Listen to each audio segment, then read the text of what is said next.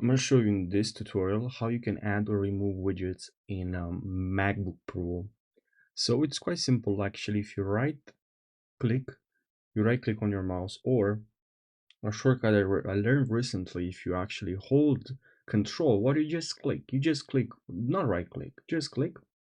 You actually use the left click, or what it's called, the other one. I'm confusing them sometimes. Yeah, so click now on edit widgets here.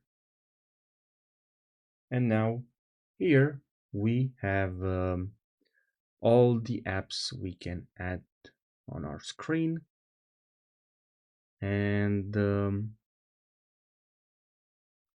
can drag here an app. As you can see, let's say like to drag this clock. Now here I have this clock here on my screen. I can right click on this clock, I can remove the widget, I can edit this widget, and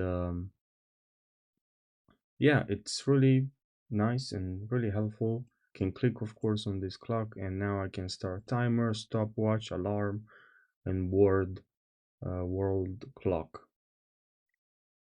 All right, so yeah, I hope you found this helpful. Thanks for watching and take care.